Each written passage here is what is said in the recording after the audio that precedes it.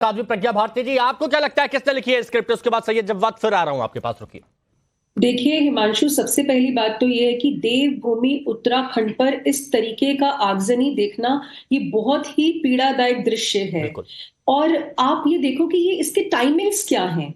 जब आपको याद होगा ज्ञानवापी केस का जब डिसीजन आने वाला था, लास्ट ईयर की बात है, तो कानपुर में राइट्स हुए थे और इसी तरीके के दंगे वो आपको देखने को मिले थे। जो अभी लगातार चैनल पे बात हो रही है, जो डीएम नैनीताल है, उन्होंने भी बोला कि 30 तारीख को वहां पर कोई पथराव नहीं था, कोई पत्थर नहीं रखे हुए थे, कुछ नहीं रखा हुआ था। लेकिन इस तरीके से संविधान के दायरे से बाहर निकलकर आगजनी करना, देश में एक माहौल ऐसा पैदा कर देना, इस तरीके का आप एक मैसेज देना चाहते हैं, क्योंकि यूसीसी अभी ही उत्तराखंड ने पास किया है बिल। और देखिए, ये वही लोग हैं ना जो संविधान की बात करते हैं, जो प्लेसेस ऑफ वर्शिप एक्ट पे तो प्रश्न लगाते हैं, लेकिन जब विधानसभा ने जब यूसीसी को पास किया तो इनको प्रॉब्लम है।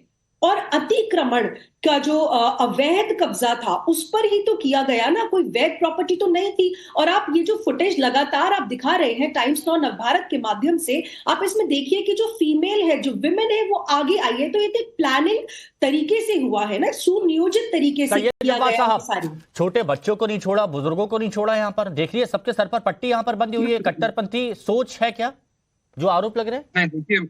देखिए कहीं पर भी कोई भी कानून हाथ में लेता है उसका समर्थन नहीं करा जा सकता, और कानूनी दायरे के अंदर रह करके भी सरकारों को कार्रवाई करना चाहिए।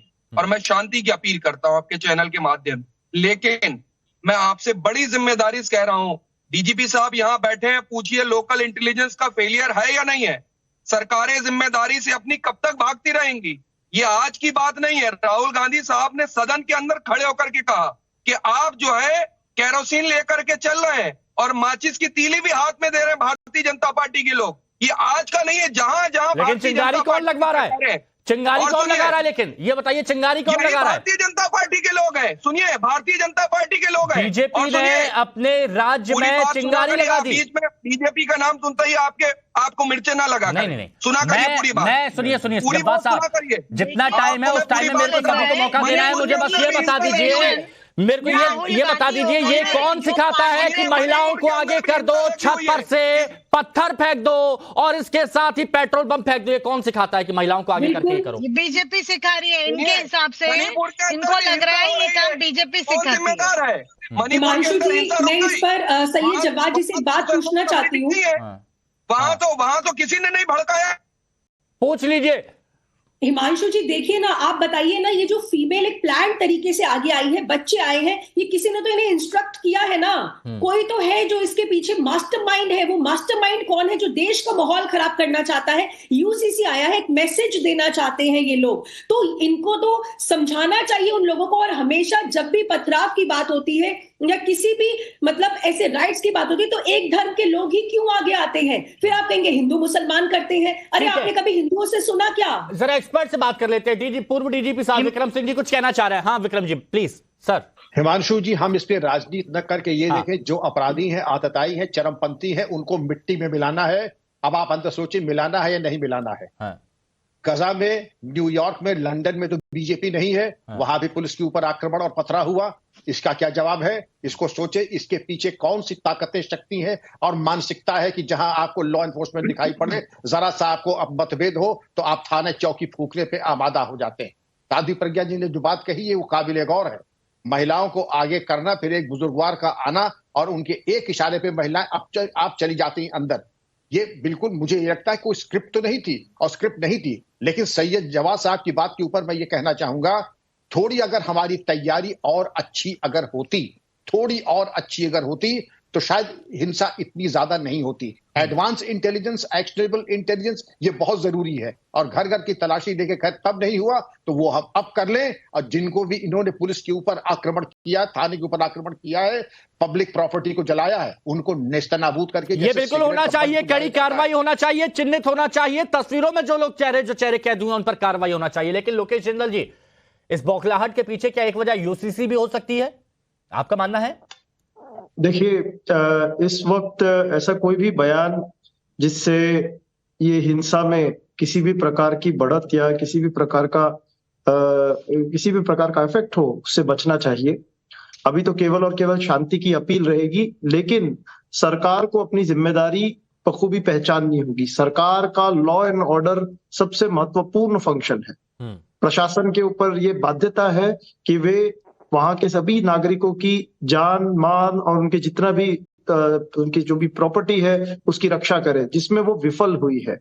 तो इस पर हम सरकार को जवाबदेही ठहराते हैं और सरकार से मांग करते हैं कि उन सभी नागरिकों की जिनका नुकसान हुआ है उसकी भरपाई हो। और ऐसी विफलता पर दीप्ति जी क्या कहेंगी आप? विफलता पर क्या कहेंगी? 30 तारीख को देखा तो छत पर कोई तैयारी नहीं और अब तो पूरे असलहे के साथ यहां पर हमला किया गया। सुनियोजित तरीके से छतों से पत्थर पेट्रोल बम बरसाए गए, गाड़ियों में आग लगा दी गई, छोटे छोटे बच्चे देख रहा हूं सर पे पट्टी बंदी है।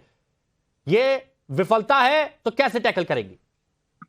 देखिए हिमांशु जी, मैं इस पर ये कहूंगी कि अभी धामी जी ने बहुत तेजी में और सरकार ने इसको एक्शन लिया है और कहा है, और उन्होंने एक आपातकालीन बैठक भी अपने ऑफिस में अभी बुलाई, आपने भी उसको दिखाया है।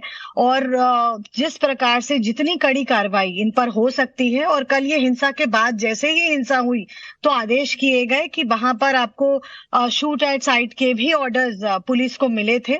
और मुझे लगता है कि इस बार ये कार्रवाई होनी चाहिए, लेकिन जैसे शादाब चौहान और मैं कहूंगी जुबैर जैसे और ऐसे जो लोग हैं जो सोशल मीडिया पे यहाँ पर एक गलत भ्रम फैलाने का काम करते हैं, गलत मैसेज देने का काम करते हैं, ऐसे लोगों पे भी कार्रवाई होनी चाहिए। नहीं तो मुझे तो ये बताइए ना, देवभूमि में मैंने गया, देखिए मैं देवभूमि में कई बार गया हूं, जब कई बार प्राकृतिक आपदा आई है मैं वहां पर गया हूं, मैंने देखा महिला पुलिसकर्मी वहां पर कैसी विषम परिस्थितियों में काम करती हैं, इतना सौम्य स्वभाव होता है, इतनी शांत होती है, मैंने देखा है, और निडरता के साथ अपना काम करती हैं। उनके साथ इतना बुरा यहां पर बर्ताव किया गया।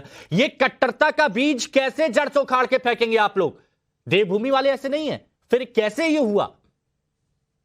देखिए यही काम धामी जी कर रहे हैं, इसी को उन्होंने इनिशिएटिव, उनका बीड़ा उन्होंने यही उठाया है कि जो भी इस तरीके का माहौल अगर देवभूमि में पैदा करने की कोशिश करेगा, नहीं हो गया ना वो देवभूमि में उसके लिए कोई जगह नहीं है। वो तो जगह बना चुकी है, जगह बनाई तभी तो ये हुआ। विक्रम जी गलत हूं क्या? लेकिन ऐसे लोगों को हिमांशु जी मेरा एक परामर्श होगा, जैसे पिछली बार में प्रोत्साहन ऐसे लोगों को बहुत अच्छा परामर्श ले लेते हैं जी विक्रम सर। दीप्ति जी मेरा आपको एक परामर्श होगा, आपके माध्यम से शासन को, शासन प्रशासन कभी अपने को असहाय हेल्पलेस नहीं फील करता है।